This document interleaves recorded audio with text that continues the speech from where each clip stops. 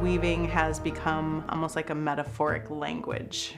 It is literal, it's a literal practice, it's a meditation, and it's also a means for making sense of complex concepts. It's powerful for using it to discuss our identities, our personal identities, our family structure, ancestry, community, society, and culture.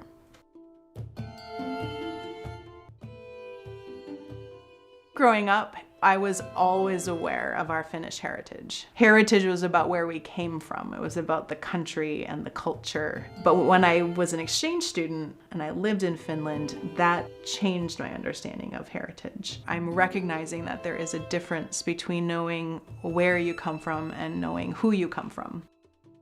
I have always been an artist, and I've always known that I was an artist, and I just wasn't old enough or mature enough or brave enough to own it in the way that I feel like I'm starting to now. After college, I did architecture and interior design. In 2007, I started my jewelry collection, and so I've been doing jewelry design for 13 years. Our society doesn't support art as substantially as it does other things. So my journey to accepting myself as an artist has really been about proving that practical aspect.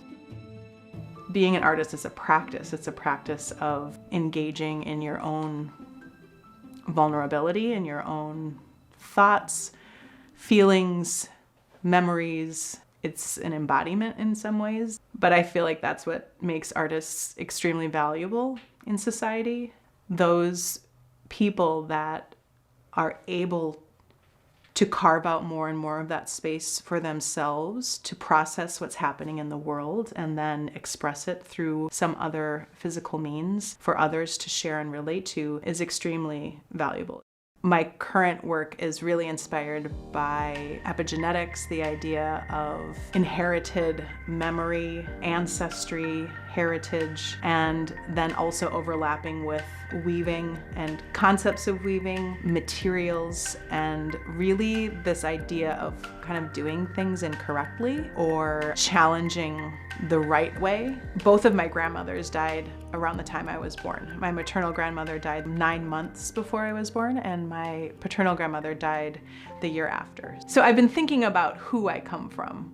You know, I know my parents, obviously, I know aunts and uncles, but I think there's something different with female elders.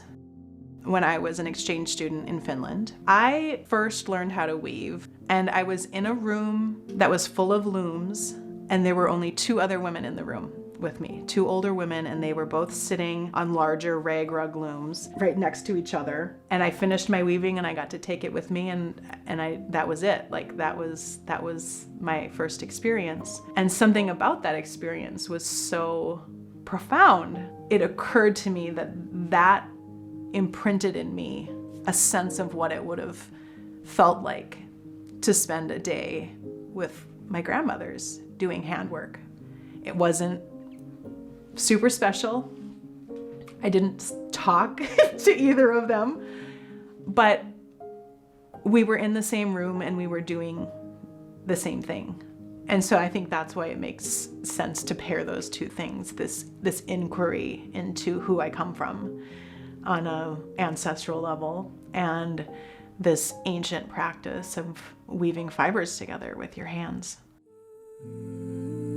In the middle of the Great Depression, thousands of Finnish Americans and Canadians were recruited by the Communist Party in Russia to come there to build a Finnish-speaking utopian society.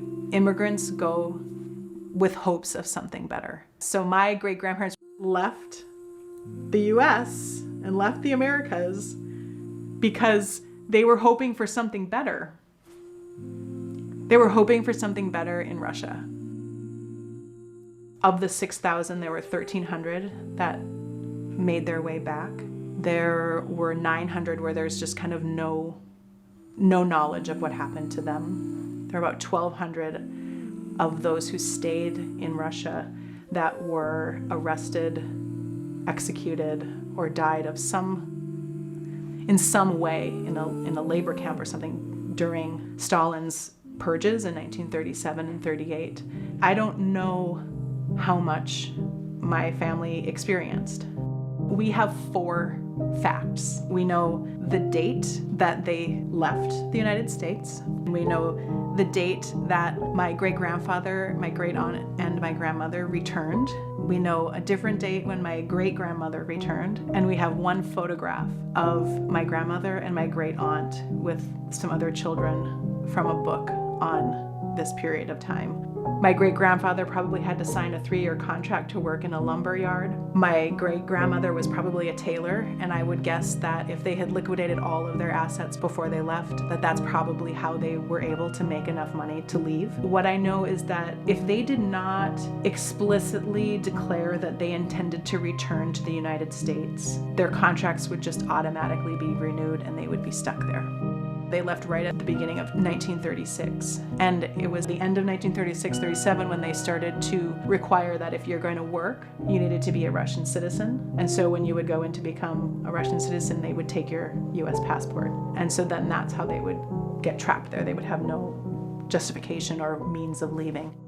The idea of unweaving is really about, literally and figuratively, how do we create space within the fiber of our own identity and our own fabric to begin to identify the threads and what they connect to. Those threads to my female ancestors are what I'm tracing, but also thinking about the warp as connections that go back in time and forward in time, and the weft as our behaviors and our reactions to those things. I really believe that this practice of unweaving and understanding my own personal emotional struggles may be tied to something in the past that could not be resolved. And it doesn't need to be literal, although it could be. What I do know is that my grandmother never wanted to talk about it. She didn't like the sound of train whistles. She didn't like the sound of European police sirens. She didn't like seeing freight ships with Russian lettering on it. She just had reactions to it. She would listen to high school hockey games on the radio. When it got really exciting to the point where someone was gonna score, she would have to turn the radio off because it was too much for her to handle. And so, I mean, these are little things. They don't necessarily mean that she was traumatized her whole life by it. I believe that she kept a secret, and I believe that she wasn't the only one who kept the secret. This idea that, well, if I don't talk about it, then it didn't happen, or if I don't talk about it, then no one else has to deal with it. I don't have to burden my children with this story. I think that we should know these things. I think that we should know our stories, even if they're hard. My grandmother had this experience that made her afraid and fearful and ashamed and silent. And by me loosening that up and identifying it and talking about it, I can talk about it for her, so that now it's resolved a little bit more in me, so that then change can happen. The emotions of my great-grandfather, I'm sure he was embarrassed to make this decision to pick up your entire life, and you're responsible for your wife and your daughters as well, and then you go there. It's not what you wanted it to be or thought it was going to be.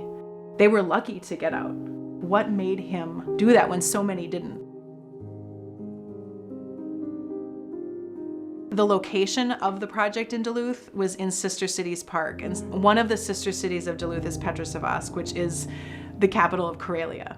So that relationship is really based in this story of the Finns going to Karelia, because it was the Finnish Americans who were now Russians that fostered that connection. So that location is really about resolving this story or acknowledging the story. The project Unweaving was a continuous circle, and that the structures were right next to each other. The idea is that you would sit inside and you would have your own space, but you would also be very aware of the person next to you, because they would be next to you. When I think about unweaving, one of the other components, especially thinking about fiber arts as a language beyond just weaving as a language, if you look at knitting, So like knitting is one continuous thread that's looped onto itself, right, to create a fabric. And so if you miss a loop, or if one of those, if that strand gets snipped in any spot, the whole fabric will unravel back down to its one thing. But with weaving, there's an integrity to the structure of the fabric. And so you can start to evaluate different things. These impacts of history, of ancestry, of the structure of our society, and the forces to fit in are so powerful that they affect every action, every behavior that we have. Just identifying them sometimes isn't enough, because you might identify one thing and it will repeat day after day after day in different ways. So it's kind of like an awakening, right? Like how do we wake up, not to completely strip ourselves apart, but to become aware of ourselves in new ways.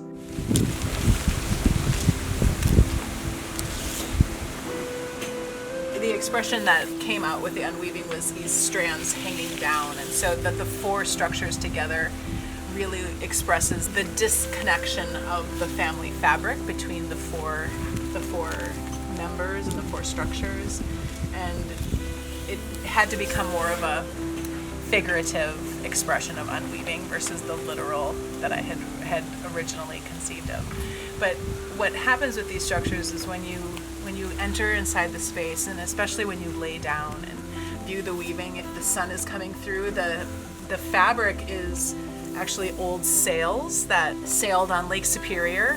And so I cut them into strips like you would a rag rug. And some of the fabric becomes very translucent with the sun, and so it kind of glows and gives a very golden light. And then the wind catches the ends of the fabric and creates like a very immediate connection, as the way that you experience the space is that you become grounded almost instantly by that connection to the wind and the connection to nature and the earth and this larger tapestry that we're all a part of. And so it becomes a space for contemplation and a space for reflection on the concepts of the project as they relate to each individual. What I learned through this project is that I'm never going to find any more facts about it. And I've come to terms with that. Like, I've come to terms with the fact that I'm not going to be able to prove what happened to them. One of the things that I did do is that I interviewed my grandmother's children. So my mom and my two aunts and my uncle. I just asked them to just share any memories that they had of her. Like, what was it like to be around her? What kind of mom was she? The lunches that she made, the food that she cooked, which day was laundry day and which day was, bread making day. I do believe that this experience impacted her, but I also believe that it propelled her to be extremely grateful to have gotten out. And I think she lived a very joyful life. She was always pleasant and supportive and loving. And every single one of her children, just, you could hear in their voices how much they loved her and how much she loved them. What I got from their interviews was that she allowed each of them to be exactly who they were. She allowed her husband to be exactly who he was, and she just loved them for who they were. And for me, that was what I needed from this whole project, was this confirmation that I don't need to fit into a mold, that I am enough just who I am, and that she would have been able to give me that kind of love and confirmation. It is about my grandma, but it's about all of it all at the same time, right? Like, she's one of those warps, and this is one of those warps, and it's all true at the same time.